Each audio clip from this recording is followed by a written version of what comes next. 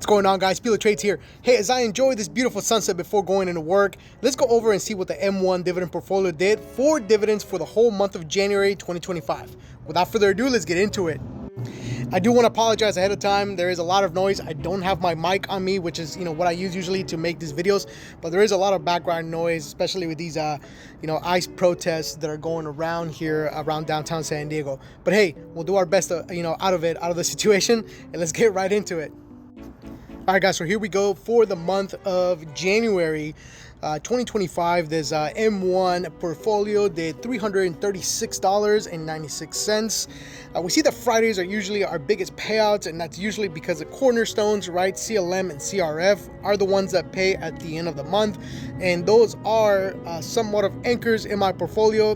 I do have a very big position on these, and they pay at the end of every month. That's why you see that 31st as pretty much like one of the biggest dividend paying days out of the month. That's every month. But then you see every Friday how it's also, like I mentioned before, it's also heavy on the dividends, and that's because the weekly payers that I have in this portfolio, that's when they pay dividends. And as you can see, we're going to take it from the top. For the month of January, we had IWMY $6.89, QDTE $15.41, XDTE $13.68, YMAX $15.12 on the 6th. Moving on to the 9th, we have MPW $7.16, Vici $22.18. That's one of my favorites. IWMY on the 10th, $6.87. YMAX again $11.70. AGNC $4.34. XDTE $7.73. QDTE $9.44. And guys, as I go through these, you'll notice which ones are the weekly paying dividend cover calls, ETFs, or any holding for that matter. Moving on the 15th, we have STAG $1.25, EPR $1.72. Coming in with $1.68. A little low in this portfolio, but again, I don't think I have a big holding in O when it comes to this brokerage account. Moving on, ARE $2.75, EGP $1.77, ADC 73 cents, ESS $1.81. On the 17th, we had YMAX $9.36, XDTE $14.98, QDTE $17.38, IWMY $6.66, SPY $6.93. Let's see, Good at $2.10. QDTE $12.70.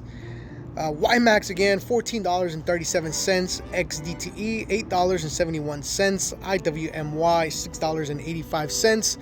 USOI $12.46. Now that's the one I am holding, or I'm keeping a close eye on it. I know it is it's an ETN, right? Cover calls on pretty much oil, and I know oil with all the tariffs and everything going on in a political world, we can see the effects of it, see how it affects this holding. So I am keeping a close eye on it. I don't think I'm going to do any big moves on this one, but definitely something to note. On the 28th, we had SVOL $8.72 rather. And then my favorite ones on the last day, January 31st, we have CLM coming in with $19.58, CRF $18.70, IWMY $6.85, LAND $1.50, LTC $1.12. Let's see, QDTE $12.70, XDTE $8.71, YMAX $14.37, and that is pretty much it, guys. All those were our dividend payers in the M1 portfolio for the month of January, and that totaled an amount of $336.90. Right, so remember, these are dividends that are paid throughout the month, or were paid throughout the month for January 2025. And you can see a little chart right here on the total dividends paid over time for the whole year, or a year from the recording of this video. So it takes place, or it shows you how we started January 2023 with basically, no dividends coming in, and you see the rise of dividends paid over time for the whole year. And that's pretty much it, guys. I mean, certainly we've seen worse and certainly we've seen better days when it comes to the dividends on this portfolio. But nonetheless, no matter what's happening, in the political world, in the finance world, I know I've said it before, those two worlds go hand in hand. I see them like, I don't know, cousins. One affects the other. And sometimes you hear people say, follow the money, this and that. Politics, money, specifically now, especially right now, it's crazy out there. But with that being said, it is important to continue to dollar cost average, right? Even if the market comes down, if you are sure on the things you're buying, on the dividend growth of whatever stocks or ETFs you hold, this is the time to dollar cost average. Times of uncertainty, if you see the market take a dip, buy some more, right? So long as you do your research, and so long as what you hold is reliable and there's no dip in the dividends and it keeps providing for your portfolio, continue to dollar cost average. That's pretty much it, guys. Thank you for watching. Remember, keep dollar cost averaging, keep investing. Till next one, take care.